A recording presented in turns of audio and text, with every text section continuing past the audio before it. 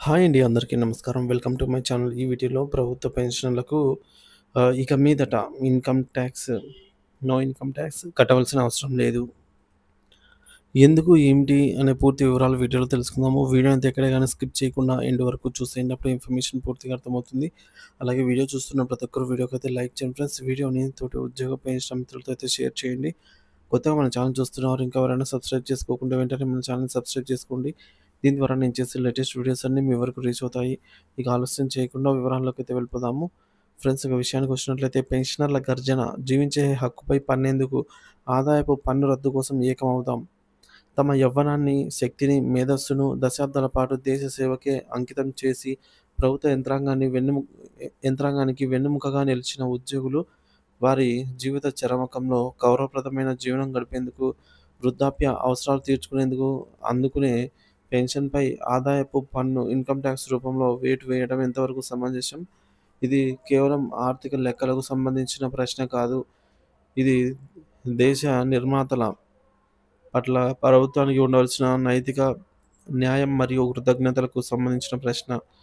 ఈ అన్యాయాన్ని ప్రశ్నిస్తూ పెన్షనర్లకు ఆదాయపు పన్నును పూర్తిగా రద్దు చేయాలి అని ఈ దిశగా ఒక బలమైన ఉద్యమం నిర్మించాల్సిన అవసరాన్ని ప్రభుత్వ ఉద్యోగుల సంక్షేమ సంఘం అధ్యక్షులు, విశ్రాంత ఐఏఎస్ అధికారి శ్రీ ఆర్ఎస్ వర్మ గారు బలంగా నొక్కి చెబుతున్నారు. ఈ పిలుపు వెనుక ఉన్న వాదనలను, పెన్షనర్ల ఆవేదనను సమగ్రంగా అయితే ఇప్పుడు తెలుసుకుందాము. జీతం వేరు, పెన్షన్ వేరు. ప్రాథమిక సూత్రాన్ని విస్మరిస్తున్నారు.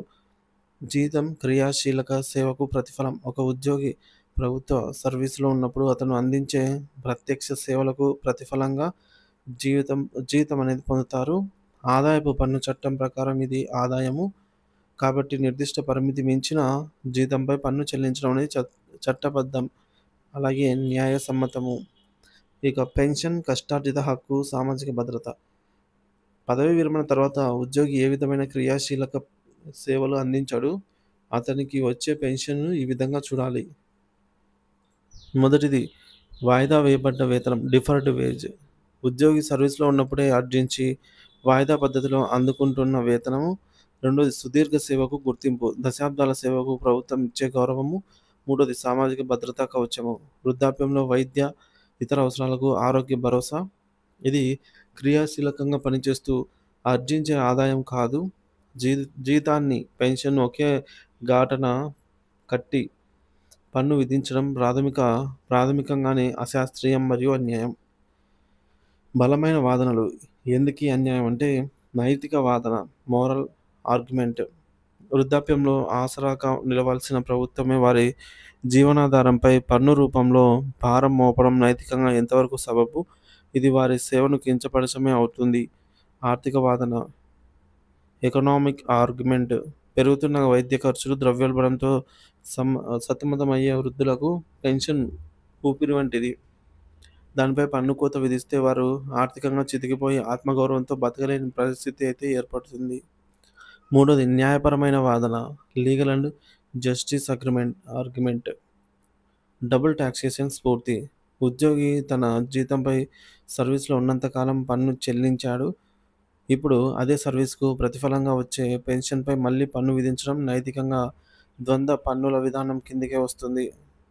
సుప్రీంకోర్టు ఉల్లంఘన. చారిత్రాత్మకమైన డీఎస్ నకారా కేసులో సుప్రీంకోర్టు పెన్షన్ ప్రభుత్వ దయ కాదు, అది ఉద్యోగి ప్రాథమిక హక్కు అని స్పష్టం చేసింది. ఒక ప్రాథమిక హక్కుపై పన్నుభారం మోపడం ఆ తీర్పు స్ఫూర్తిని నీరుగార్చడమే. వివక్షపూరిత విధానం. కేవలం 5 ఏళ్లకు ప్రజాప్రతినిధులుగా పనిచేసిన ఎమ్మెల్యేలు, ఎంపీలు జీవితకాలం పొందే పెన్షన్‌పై ఆదాయపు పన్ను వర్తించనప్పుడు 30, 40 ఏళ్లు దేశానికి సేవ చేసిన ఉద్యోగుల పెన్షన్‌పై పన్ను విధించడం వివక్ష కాదా? చట్టం ముందు అందరూ సమానం కాదా? అనైతే క్వెషన్ చేస్తున్నారు. కొత్త దృక్కోణం. దేశ నిర్మాణ సైనికులు, అన్నదాతలు. దేశానికి అన్నం పెట్టే రైతుల వ్యవసాయ ఆదాయానికి పన్ను మినహాయింపు ఉంది. అది వారి శ్రమకు, దేశానికి వారు అందిస్తున్న సేవకు దక్కిన గౌరవం. అదేవిధంగా దేశ పరిపాలన, అభివృద్ధి అనే యజ్ఞంలో దశాబ్దాలుగా తమ జీవితాలను ధారపోసిన ప్రభుత్వ ఉద్యోగులను దేశ నిర్మాణ సైనికులుగా గౌరవించాలి. వారి విశ్రాంత జీవనానికి భరోసానిచ్చే పెన్షన్‌పై పన్ను రద్దు చేయడం ప్రభుత్వ కనీస బాధ్యత. పెన్షనర్ల ఆవేదన, కొన్ని వాస్తవ సంఘటనలు. ఒక పెన్షనర్ ఈ విధంగా అంటున్నారండి. 5 ఏళ్ళు పనిచేసిన నాయకులకు ఒక న్యాయం, 30, 40 ఏళ్ళు రక్తాన్ని చెమటగా మార్చి సేవ చేసిన మాకో న్యాయమా? రాజకీయ నాయకులకు లభించే సదుపాయాల్లో పదోవంతు కూడా మాకు లేవు. అయినా కేంద్ర ప్రభుత్వానికి మాపై ఎందుకింత కక్ష అని ఒక విశ్రాంత ఉద్యోగి ఆవేదన వ్యక్తం చేశారు. మరొకరు వృద్ధాప్య అవసరాల కోసం ప్రభుత్వం మంజూరు చేసిన కరువు భత్యం, డీఆర్ బకాయిలు కూడా ఇవ్వకుండా వాటి నుంచి వచ్చే ఆదాయపు పన్ను రికవరీ చేస్తున్నారు. ఇది మా హక్కును కాలరాయడమే అని మరొక పెన్షనర్ వాపోయారు. మరొకరు ఏటా లక్షల్లో పన్నులు కడుతున్నాము. ఎన్నేళ్లుగా మా గొంతు విప్పుతున్నా ఫలితం శూన్యం. ఇక మా గోడు వినేదెవరు అని లక్షలాది మంది పెన్షనర్ల ప్రశ్న. మన కర్తవ్యం ఉద్యమ కార్యాచరణ. ఈ అన్యాయాన్ని ఎదుర్కోవడానికి సంఘటిత పోరాటం తప్ప మరో మార్గం లేదు. ఐక్యత, పెన్షనర్లు, వారి కుటుంబ సభ్యులు, అన్ని ఉద్యోగ సంఘాలు, పౌర సమాజం కలిసి పెన్షన్పై పన్ను రద్దు అనే ఏకైక డిమాండ్తో ఒకే వేదికపైకి రావాలి.